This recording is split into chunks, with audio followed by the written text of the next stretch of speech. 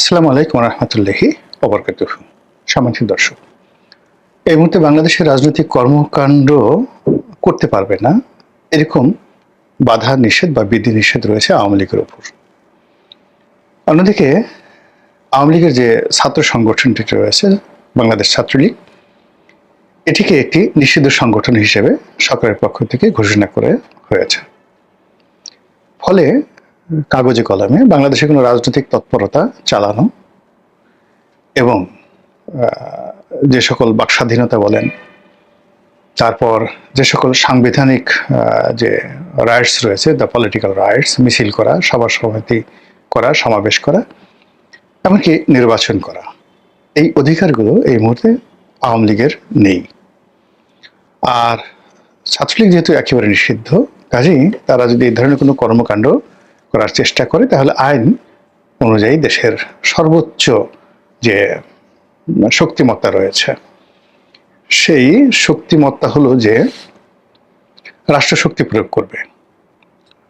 এখন সেই শক্তি প্রয়োগের নমুনা কেমন হতে পারে তার একটি ঘটনা আপনারা দেখেছেন যে চট্টগ্রামের একজন শীর্ষ পুলিশ কর্মকর্তা, সম্ভবত চট্টগ্রাম মেট্রোপলিটন পুলিশ কমিশনার, তিনি ওয়্যারলেসে যে নির্দেশনা দিয়েছেন তার অধীনস্থ কর্মকর্তাদেরকে, ওটা এখন রীতিমতো ভাইরাল হয়ে পড়েছে।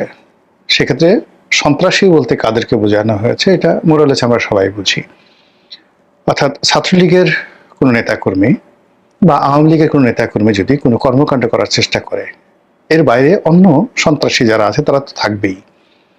তাদের প্রতি যে আচরণ করতে বলা হয়েছে, ডাইরেক্ট একেবারে কি একটা অস্ত্র আছে, সেই অস্ত্র দিয়ে গুলি করার যে নির্দেশনা তিনি যেভাবে দিয়েছেন, হুকুম দিয়েছেন, এটি নিয়ে এখন তোলপাড় চলছে। এর অর্থ যে সরকার এখন কোনো অবস্থাতেই ঝুঁকিতে যাবে না এবং কোনো কিছু বরদাস্ত করবে না। এখানে চট্টগ্রামটাকে সরকার খুব, যাকে বলা হয়, তাদের অত্যন্ত গুরুত্বপূর্ণ একটি এলাকা বলে তারা মনে করে কয়েকটি কারণে। এখানে ডক্টর মোহাম্মদ ইউনূসের বাড়ি। তো কাজেই চট্টগ্রামের এই অঞ্চলে যদি আওয়ামী লীগের ছাত্রলীগের বাড়াবাড়ি হয়, মিছিল মিটিং হয়, তাহলে এটা আসলে সরকারের জন্য খুব একটি স্পর্শকাতর একটি বিষয়।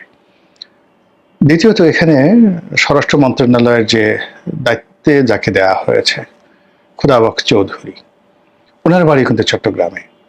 তো কাজেই চট্টগ্রামে যিনি মেট্রোপলিটন কমিশনার আছেন, ডিসি আছেন, বিভাগীয় কমিশনার আছেন, ধরে নেওয়া হয় যে তারা সরকারের সবচেয়ে বিশ্বস্ত এবং ঘনিষ্ঠ ব্যক্তি হিসেবে সেখানে গিয়েছেন এবং সেখানকার শান্তি শৃঙ্খলা রক্ষা করা এবং পুরো পরিস্থিতি সরকারের অনুকূলে রাখার একটা কমিটমেন্ট তাদের থাকবে। এবং সেই কারণে যে পুলিশ কর্মকর্তা রয়েছেন, ন্যাচারালি তিনি তার সর্বশক্তি নিয়োগ করে তার যারা নিয়োগকর্তা রয়েছেন, তাকে যারা ওখানে পোস্টিং দিয়েছেন, তাদের পারপাস তিনি সার্ভ করবেন, এটাই বাংলাদেশের একটা ট্রেডিশন। তো কাজেই আমরা এখন তার সেই বক্তব্য নিয়ে খুব সিসি করছি, অথচ এরকম ঘটনা আওয়ামী লীগ জমানাতে হয়েছে, বিএনপির জমানাতে হয়েছে, এবং এখনো বিএনপির জামাতের যে সকল কর্মকর্তা রয়েছেন তারাও কিন্তু স্ব এলাকাতে তাদের আধিপত্যই সরকারি কর্মকর্তাদের মাধ্যমে দেখানোর চেষ্টা করছেন। এরপরে যেটি আছে সেটি হলো চট্টগ্রাম এবং তৎ সংলগ্ন যে অঞ্চল, সেখানে জামাতের একটা ব্যাপক প্রভাব রয়েছে, বিশেষ করে চট্টগ্রাম শহরে। তো সেখানে যদি আওয়ামী লীগের লোকজন কোনো অনাসৃষ্টি তৈরি করে, সেটা আসলে সরকারের কাছে জামাতের যে একটা ভাবমূর্তি রয়েছে, সেই ভাবমূর্তিও থাকে না। ফলে এখানে জামাতের নেতাকর্মীরা, এনসিপির নেতাকর্মীরা, সরকারের কর্তা ব্যক্তিরা সবাই মিলে রাষ্ট্রশক্তিটিকে পরিপূর্ণভাবে সন্ত্রাসীদের বিরুদ্ধে, নিষিদ্ধ ঘোষিত ছাত্র সংগঠন ছাত্রলীগের বিরুদ্ধে এবং কার্যক্রম স্থগিত থাকা আওয়ামী লীগের বিরুদ্ধে সর্বোচ্চভাবে ব্যবহার করবে, তারই একটা নমুনা কিন্তু চট্টগ্রামে আমরা দেখতে পেয়েছি। একইভাবে আমরা দেখতে পাচ্ছি যে সারা বাংলাদেশে যাকে বলা হয় আওয়ামী লীগের যে লকডাউন কর্মসূচি, সেই লকডাউন কর্মসূচিটাকে ভেস্তে দেওয়ার জন্য, জনমনে লকডাউনকে নিয়ে যেন কোনো রকম আতঙ্ক তৈরি না হয়, এই জন্য সরকার যে কর্মকাণ্ড শুরু করেছে, তার ফলে মানে পুরো পরিস্থিতিটা সরকারের জন্য বুমেরাং হয়ে পড়েছে। এখানে একটি বিষয় খুব বলার দরকার। গত 14 মাসে আমরা যে জিনিসটি টের পেয়েছি, বুঝতে পেরেছি শতভাগ, সেটা হলো এই সরকার সব বুঝে, রাজনীতি বোঝে না। মানে ঠিক ওই যে আল মাহমুদের সেই বিখ্যাত কবিতা, ও পাড়ার সুন্দরী রোজেনা, সারা অঙ্গে ঢেউ তার, তবু মেয়ে কবিতা বোঝে না। তো এই কবিতার মতোই পলিটিক্যাল একটি চেয়ারে বসে সরকার সবার আগে যেটি বোঝার দরকার ছিল সেটা হলো রাজনীতি, সেই রাজনীতি বোঝে না। ফলে কি হলো, এই সময়টিতে একটি যাকে বলা হয় মানে অগ্রহণযোগ্য একটি তথ্যগত ভুল, কিংবা ধরুন একটা বোগাসবো প্রকৃতির থ্রেট, এটাকে সরকার যেভাবে নিজ হাতে ম্যাটেরিয়ালাইজ করছে, নিজ হাতে এটাকে একেবারে মশলা দিয়ে মাখাচ্ছে, পাকাচ্ছে, কাবাব বানাচ্ছে, উপাদেয় খাবার তৈরি করে আওয়ামী লীগের মুখে তুলে দিচ্ছে। আওয়ামী লীগ তো মহা খুশি। এর কারণ হলো, আপনাদের একবার মনে আছে যে বিএনপির জমানাতে আব্দুল জলিল সাহেব সে একটা ট্রাম্প কার্ড ঘোষণা করেছিলেন।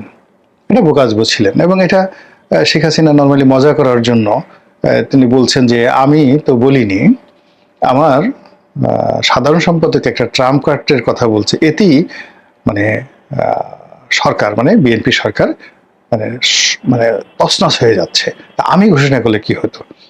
এবং ওই দিন দেখা গেল যে অনেক বড় পত্রপত্রিকাগুলো যারা সরকার সমর্থক তারা প্রচার করা শুরু করলো, ওই দিন এটা হবে, 10 লক্ষ লোক ঢাকা শহরে আসবে, ওই এনজিওর মাধ্যমে টাকা দেওয়া হচ্ছে, ইত্যাদি ইত্যাদি। পরে ঘটনার দিন দেখা গেল যে 500-600 লোকও শহীদ মিনারে আসলো না। এইরকম এখন এই যে লকডাউন যে কথাটি প্রথমে জাহাঙ্গীর কবির নানক বললেন যে 13 তারিখে লকডাউন, তো 13 তারিখে লকডাউন কেন দেওয়ার কথা হয়েছিল, যে ওই দিন একটা আদালতের রায় ঘোষণা হবে শেখ হাসিনার বিরুদ্ধে ইত্যাদি বিষয়ে আদি নিয়ে। তখন এটা আসলে আমার কাছে মনে হচ্ছিল যে এইভাবে লকডাউন কথাটা অতটা ভেবে চিনতে বলেনি, হয়তো শাটডাউন যাকে বলা হয় বলার চেষ্টা করেছিলেন, কিন্তু মুখ দিয়ে লকডাউন বের হয়ে গেছে। এমনি ইদানিং বয়স হয়ে গেছে জাহাঙ্গীর কবির নানক সাহেবের, তার কথায় জড়তা আছে, আর তিনি এমনি আসলে সভা মঞ্চে ভালো বক্তব্য করেন, কিন্তু টেলিভিশনের সামনে তারপর ক্যামেরার সামনে ওইভাবে ভালো মতো সাজিয়ে গুছিয়ে কথাবার্তা বলতে পারেন না। ইংরেজি উচ্চারণ যথেষ্ট দুর্বল আছে, আরবিতে একেবারেই পারে না। একবার এই যে পবিত্র ঈদুল আজহা, ঈদুল আজহা এই শব্দটি উচ্চারণ করতে গিয়ে তিনি যখন স্থানীয় সরকার মন্ত্রী ছিলেন, কি একটা কেলেঙ্কারি ঘটিয়ে ফেলেছেন, তিনি উচ্চারণই করতে পারেননি। তো তার এই উচ্চারণগত সমস্যা রয়েছে। তো কাজেই তিনি যে শাটডাউন কথাটা বলতে চেয়েছেন, আমার কাছে যেটা মনে হচ্ছিল সেটাকে বলে ফেলছেন লকডাউন। এই কারণে আসলে লকডাউন বলতে যেটি বোঝায় সেটা হলো আপনি ঘরে বসে থাকেন, আপনি গ্রাম থেকে ঢাকা আসবেন, তারপরে আবার ঢাকা থেকে আপনি বের হয়ে রাস্তায় মিছিল মিটিং করবেন, এটা আসলে লকডাউন বলে না। লকডাউন মানে আপনি যেখানে আছেন সেই জায়গায় থাকুন। তা আওয়ামী লীগ আসলে সেটা চাচ্ছে না।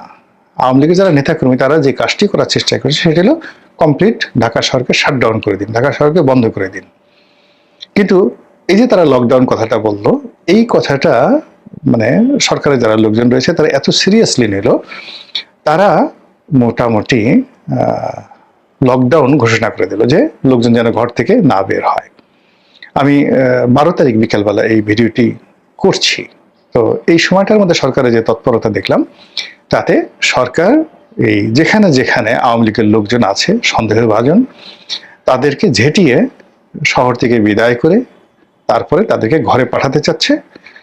তারপর যারা অবাধ্য হয়ে রাস্তায় নামার চেষ্টা করছে তাদেরকে ধরছে, আর নিজেরা এমন হম্বিতম্বি করছে যার ফলে কি হচ্ছে, সারা শহরে সারা দেশে একটা ভীতি ছড়িয়ে পড়েছে। আমি গতকাল অনেক রাতে ঢাকা শহরে ঘুরেছি, দেখলাম পুরো ঢাকা শহর খালি, সন্ধ্যার পর থেকে খালি, রাতে তো বলাই বাহুল্য।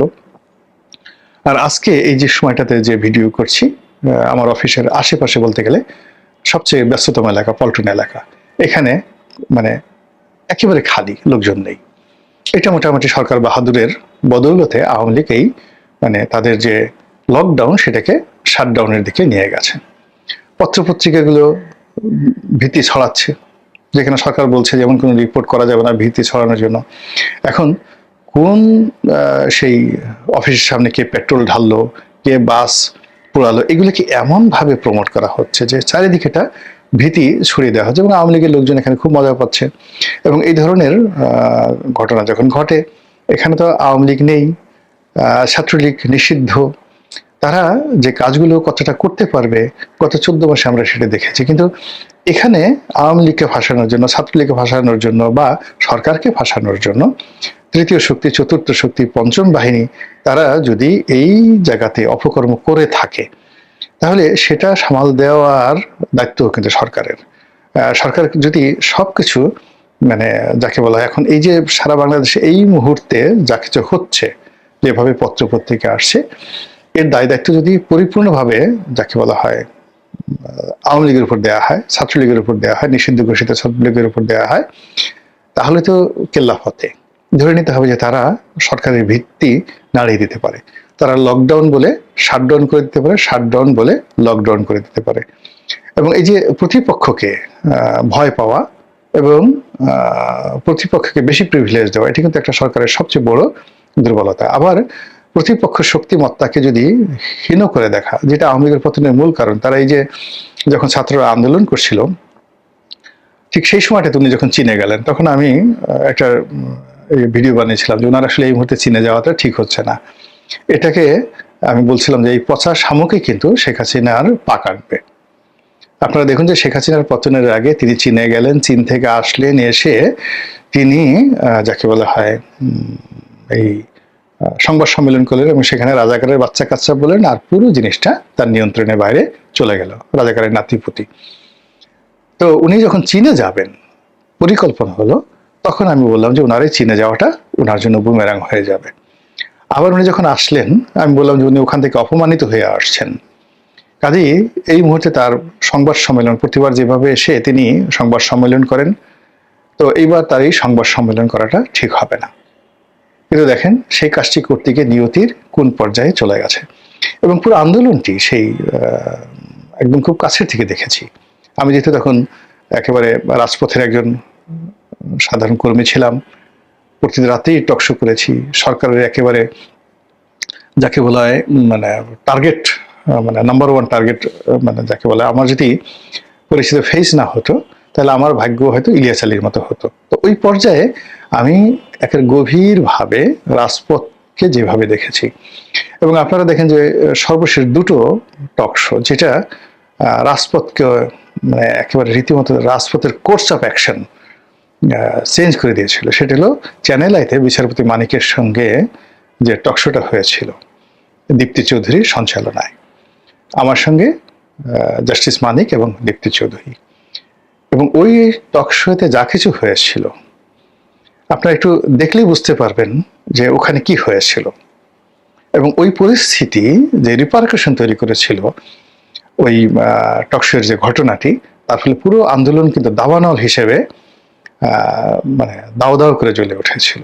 তো কাজেই আমি আমার জায়গা থেকে সবাইকে সতর্ক করার চেষ্টা করেছি, মানে সবাইকে যাকে বলা হয় সাহায্য করার চেষ্টা করেছে। এবং এখনই সেই প্রথম দিন থেকে গত 14 মাস ধরে বিএনপিকে যে কথাগুলো বলছি, ডক্টর মোহাম্মদ ইউনূসকে যে কথাগুলো বলছি, এটা আপন ভাইও বলে না। তো এখন এই যে বর্তমান যে অবস্থাগুলো হচ্ছে, এই অবস্থাতে সরকার এই যে লকডাউন নিয়ে, শাটডাউন নিয়ে যে কাণ্ড কারখানা করছে, এবং সরকারে যারা আপনজন, একান্ত আপনজন স্টেক হোল্ডার আছেন, বিভিন্ন পত্র পত্রিকা, সাংবাদিক, যারা চায় যে ডক্টর মোহাম্মদ ইউনূস দীর্ঘদিন থাকুক, বিভিন্ন রাজনৈতিক দলের নেতৃবৃন্দ যারা ডক্টর মোহাম্মদ ইউনূসের খুব কাছাকাছি, তারা এখানে সান্ত্বনা না দিয়ে, কাউন্টার রাজনৈতিক প্রোগ্রাম না দিয়ে, উল্টো রাষ্ট্রশক্তিকে ব্যবহার করে যে ভয় ভীতি তৈরি করছে, এর ফলে সরকার যে ভয় পেয়ে যাচ্ছে, এটাই আওয়ামী লীগের জন্য একটা নতুন উল্লাস তৈরি করবে, আনন্দ তৈরি করবে। তারা একটা ফুর্তি, একটা ইস্যু পেয়ে যাবে, এবং তাদেরকে যারা মানে মাথায় করে নাচছে ভারত, তারাও চিন্তা করে পেয়ে গেছে, এবং আগামীতে এই ধরনের কর্মকাণ্ড করতে তারা আরো বেশি মানে স্বাচ্ছন্দ্য বোধ করবে। এবং আজকে আমি যে ভিডিওটি করলাম, লকডাউন আগামীকাল, আপনারা লিখে রাখেন, এখানে কিছুই হবে না, কিছুই হবে না। ওই দিন ঢাকার রাজপথ ঠিক থাকবে, এরপর উত্তরাঞ্চলে একটু শীত বেশি পড়বে, ঢাকা শহরে হালকা একটু শীত শীত অনুভব হবে, সারাদিন সূর্য ভালোভাবে আলো দেবে, এর বাইরে কিছুই হবে না। আর আজকে মানে দেখা যাচ্ছে এই যে আমরা যে সরকারকে যে উত্তেজিত অবস্থায় দেখছি, সরকার আজকে সারাটা রাত আতঙ্কে কাটাবে, এবং আতঙ্ক কাটার পরে কালকে সকালবেলা যখন দেখবে কিছুই ঘটে না, তখন এই যে ৩-৪ দিন বা ১ সপ্তাহ যে তাদের ক্লান্তি, এই ক্লান্তিতে তাদের অনেকের যাকে বলা হয় নিউমোনিয়া হয়ে যাবে, অনেকের জ্বর হবে, অনেকের পেট খারাপ হয়ে যাবে। টেনশনে তো মানুষের পেট খারাপ হয়ে যায়। আর মধ্যখানে আওয়ামী লীগ তখন দূর থেকে হাসবে যে কি একটা কথা বললাম, একটা লকডাউন একটা কথা বললাম, এটা ভালো মতো বুঝলেও না, উল্টে ফেলে নিজেরা দৌড়াদৌড়ি করে একেবারে সব কিছু শেষ করে ফেলো। স্যাহ, এইভাবে কি দেশ চালায়? দেখো না আমরা কিভাবে চালিয়েছি। এভাবে বসে দিল্লিতে বসে বসে তারা হাসতে থাকবে। মহান আল্লাহ আমাদের সবাইকে হেদায়েত দান করুন।